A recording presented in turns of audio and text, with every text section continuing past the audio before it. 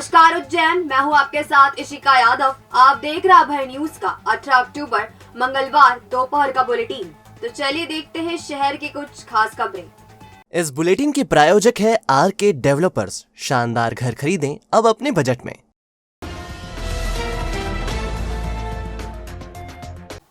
लोकार्पित महाकाल लोक की सफलता के लिए आयोजन समिति का आभार जताने के लिए सीएम शिवराज सिंह चौहान मंगलवार को उज्जैन पहुंचे।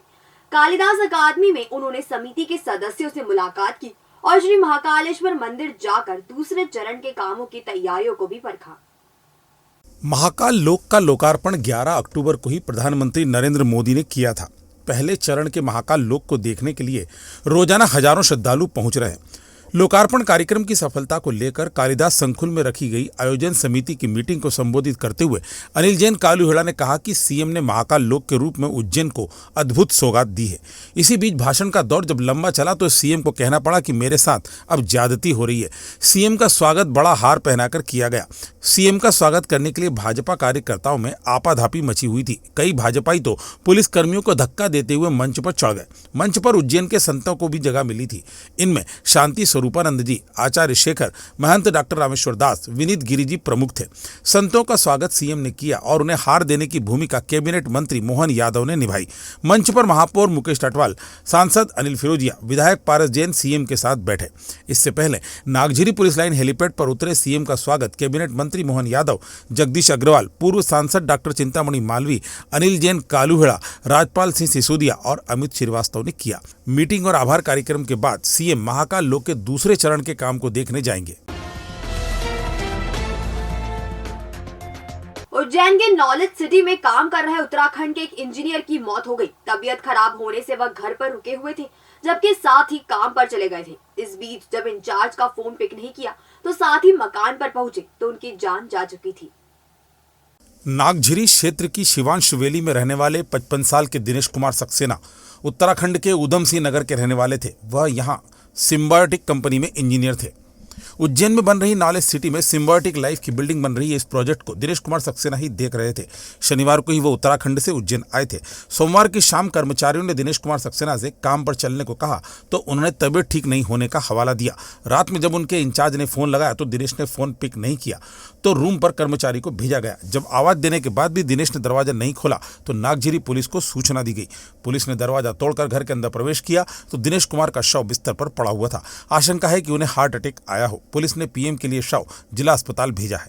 फिर क्या हुआ कि शाम को है ना उनके घर से इंदौर हेड ऑफिस में फ़ोन गया कि कैसा क्या हो रहा है, मतलब उनका फ़ोन पिक नहीं कर रहे हैं, वो उनका कोई रिस्पॉन्स नहीं आ रहा है। तो आप साइट पे जाके वहाँ घर जाके देखिए। तो हम गए वहाँ पे। जब हम गेस्ट हाउस पहुँचे कल शाम को तो देखा कि वो उनका गेट बंद था और वो कोई रिस्पॉन्स नहीं कर रहे थे, कॉल भी पिक नहीं कर रहे थे। तो कल हमने फिर जैसे हमको ये सब पता था, हमने थोड़ी देर देखा कि शायद खोल दे गेट। उसके बाद फिर कोई रिस्पॉन्स उनकी तरफ से आया नहीं तो हमने फिर तुरंत पुलिस को इन्फॉर्म किया। फिर पुलिस आई तो उन्होंने गेट वेट तोड़ा तो देखा एज इट इज़ वो अपने जो जैसे नॉर्मली इंसान सोता है वैसे ही लेटे हुए थे। बहरहाल पुलिस ने मामले में मर्ग कायम किया है और पीएम रिपोर्ट की प्रतीक्षा की जा रही है। इस रिपोर्ट के आने के बाद ही मौत का सही कारण सामने आ सकेगा। पाकीज़ा, आपका हर हुक्म सर आंखों पर। तो मनाए इस त्योहार की खुशियां हमारे साथ नए स्वरूप में। मेंस, वुमेन्स, किड्स के लिए मौजूद है ट्रेडिशनल और वेस्टर्न कपड़ों की विशाल श्रृंखला। Footwear, watches, accessories, dress material, economy से लेकर प्रीमियम हर ब्रांड है यहाँ। और हाँ, घर में यदि बजने वाली हो शहनाई तो जरूर देखे पाकीज़ा के स्पेशल दुल्हन के लहंगा चुन्नी और इवनिंग गाउन, दूल्हे के कोट, सूट, जोधपुरी, नवाबी और भी बहुत कुछ। खरीदारी के साथ लाभ ले हमारी फ्री सर्विसेज का। पुलिस परिवारों को मिलेगा विशेष छूट लाभ। पुलिस वर्दी मात्र 469 रुपए में। तो एक बार सेवा का मौका जरूर दे। हमारा पता पाकीज़ा 41 वराह मीर मार्ग, फ्रीगंज, उज्जैन।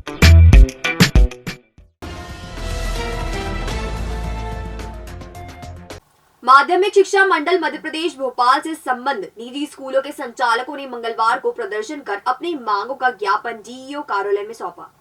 निजी स्कूल के संचालक प्रमुख रूप से दो मांगों को लेकर आंदोलन कर रहे हैं। पहली मांग 5वीं और 8वीं की बोर्ड परीक्षाएं अगले सत्र से कराने की है। इसकी वजह यह है कि अब तक इन कक्षाओं की बुक ही बाजार में उपलब्ध नहीं हो पाई है। ऐसे में बच्चों के साथ स्कूल संचालकों के सामने भी कोर्स पूरा कराने का संकट है। दूसरी मांग शिक्षा के अधिकार के तहत मिलने वाली क्षतिपूर्ति राशि की है। 3 साल से स्कूल संचालकों को राशि का भुगतान नहीं हुआ है और इसके चलते वह आर्थिक तौर पर परेशान है। अशासकीय शाला संगठन के बैनर तले प्रदर्शन करने पहुंचे संचालकों ने स्कूल बंद कर अतिरिक्त डीपीसी गिरीश कुमार तिवारी को ज्ञापन सौंपा। अशासकीय शाला संगठन के जिलाध्यक्ष मनीष भारद्वाज ने बताया, जिला उज्जैन और सोपास मध्य प्रदेश की ओर से आज 2 मांगों को लेकर धरना ज्ञापन और विद्यालय बंद का आह्वान किया गया है, जो लगभग 100% सफल रहा है। हमारी मांगे हैं कि चूंकि बाज़ार में किताबों की पुस्तकों की कमी है, इसलिए 5वीं और 8वीं बोर्ड परीक्षाएं अगले सत्र से की जाएं, जिससे हम लोग बराबरी से बच्चों को तैयारी करवा सकें। कोरोना काल के बाद वैसे ही बच्चे 2 साल बाद स्कूल लौटे हैं, तो पहले ही हमें और पालकों को सबको कठिनाइयाँ आ रही हैं। दूसरा हमारी मांग है कि हमें 20-21, 21-22 बल्कि बहुत सारे विद्यालयों को तो 19-20 के भी फीस प्रतिपूर्ति नहीं हुई आरटी के बच्चों को, तो वो सारी फीस प्रतिपूर्ति हमें तत्काल प्रभाव से की जाए, जिससे आर्थिक अभाव और कष्ट झेल रहे विद्यालयों की समस्या तुरंत पूरी हो। यही मांग को लेकर आज लगभग हमारे से संबंधित मध्य प्रदेश बोर्ड से संबंधित 80% स्कूल बंद हैं। सीबीएसई से हम चूँकि समय पे अचानक निर्णय लिया गया था, कम्युनिकेट नहीं कर पाए, इसलिए उनका सहयोग हमें प्राप्त नहीं हुआ है। उम्मीद है आगे प्राप्त होगा। संगठन के उपाध्यक्ष जितेंद्र शिंदे ने बताया, एक आश्वासन मिला है कि आने वाली 28 अक्टूबर तक हमारा जो आरटी का पेमेंट है वो आ जाएगा। अगर इसके बाद इस डेट जो निश्चित डेट हमको दी गई है, अगर उसके बाद नहीं आता है तो सरकार को हम पहले भी दिखा चुके हैं कि हम लोग क्या कर सकते हैं, तो बिल्कुल सरकार तैयार रहे। अगर इस बार 28 तारीख को अगर हमारा पेमेंट नहीं आया तो हम उग्र आंदोलन के लिए बिल्कुल तैयार हैं सभी। इस संबंध में अतिरिक्त डीपीसी गिरीश कुमार तिवारी ने बताया, अशासकीय शाला संगठन के अध्यक्ष और उनके सारी समिति टीम आई थी। वो एक तो आरटी फीस प्रतिपूर्ति जो इनको की जाना रहती है प्रतिवर्ष, तो ये जो है 20-21, 21-22 की बाकी है, उसके लिए डिमांड करने आए थे कि एक दिन का इन्होंने स्कूल बंद रखा है।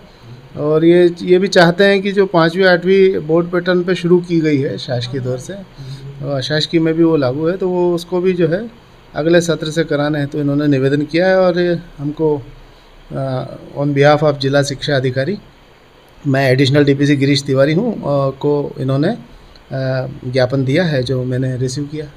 बहरहाल अशासकीय शाला संगठन के सदस्यों का हड़ताल पर जाना शिक्षा जगत में फैले अंधियारे की कहानी कहता है, क्योंकि सरकार ने आरटी लागू तो कर दिया, लेकिन वह क्षतिपूर्ति देने की स्थिति में नहीं है।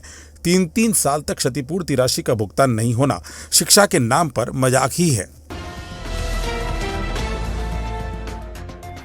बाजार में दिवाली का सामान बेचकर घर लौट रहे एक व्यापारी और उनके बेटे को अज्ञात बाइक सवार ने टक्कर मार दी। आगर जिले की नलखेड़ा तहसील के भैंसोदा के रहने वाले अमर सिंह पिता मांगीलाल गुराड़िया हाट बाजार में दुकान लगाकर व्यापार करते हैं। वो बड़ौदिया से हाट बाजार कर अपने बेटे के साथ भैंसोदा लौट रहे थे। इसी बीच सोमवार रात करीब 8 बजे अज्ञात बाइक सवार ने अमर सिंह और उनके बेटे को टक्कर मार दी। हादसे में दोनों को गहरी चोट आई है और उपचार के लिए उज्जैन जिला अस्पताल भेजा गया है। बेटे के मुताबिक बाइक सवार नशे में धुत था और उसने जानबूझकर टक्कर मारी। आइए इस संबंध में अमर सिंह के बेटे सोनू से जानते हैं पूरी घटना। हम दिवाली को सामान बेचवा गए थे ट्रैक्टर को, तो मैं शाम को आ रहा था, तो एक दारू में था मतलब, और कट मार रहा था तो हमारे पटक दी। बहरहाल पुलिस ने सड़क दुर्घटना का मामला दर्ज कर लिया है, जांच जारी है। आरोपियों की गिरफ्तारी अब तक नहीं हो सकी है। कितने घर बर्बाद करे हैं इस नशे की आदत ने। इस आदत के जो आदी हैं वो खो चुके हैं अपनी पहचान। यदि आपके अपने भी नशे की लत से जूझ रहे हैं तो आप चिंता छोड़िए और कदम बढ़ाइए हमारी ओर। पहचान से जुड़कर अपनों को वापस दीजिए उनकी पहचान। जी हाँ, संभाग में पहली बार TSF पद्धति से मरीजों का सफल इलाज। पहचान पर मरीजों के लिए काउंसलिंग और खुशनुमा माहौल में नशे से मुक्ति। 90 दिन का ट्रीटमेंट समय, खान पान का ध्यान, योगा और मेडिटेशन की रेगुलर क्लास, अनुभवी चिकित्सकों द्वारा परीक्षण और मध्यम वर्गीय परिवार के लोगों के लिए विशेष सुविधा। हमारा वादा, हम दिलाएंगे आपके अपनों को नशे से छुटकारा। अधिक जानकारी के लिए संपर्क करें 7999 18211 9 या फिर 9479116788। हमारा पता C4 Vednagar, Indore road, Ujjain. Madhya Pradesh pensioners association की तहसील एवं जिला इकाई ने उज्जैन एवं तहसीलों में अपनी 9 सूत्रीय मांगों को लेकर ज्ञापन दिया है। यह ज्ञापन अलग अलग अफसरों को दिए गए हैं। प्रदेश के 4,80,000 से अधिक पेंशनर्स की 9 मांगे काफी लंबे समय से लंबित है। इसके मुताबिक प्रदेश के पेंशनरों को भी केंद्र सरकार के पेंशनरों की तरह 38% महंगाई भत्ता दिया जाए, 7वें वेतनमान का 27 महीने का एरियर और पेंशनर्स को आयुष्मान योजना अथवा स्वास्थ्य बीमा योजना का लाभ देने के लिए धारा 49 समाप्त की जाए। 80 वर्ष के स्थान पर 79 वर्ष पूर्ण होने पर 20% पेंशन बढ़ोतरी का लाभ और केंद्रीय कर्मचारियों की भांति 1,000 रुपए का मेडिकल भत्ता भी दिया जाए। पेंशनर की मृत्यु पर 50,000 रुपए की मृत्यु उपादान राशि दी जाए और 6वें वेतनमान का 32 माह का एरियर भी दिया जाए।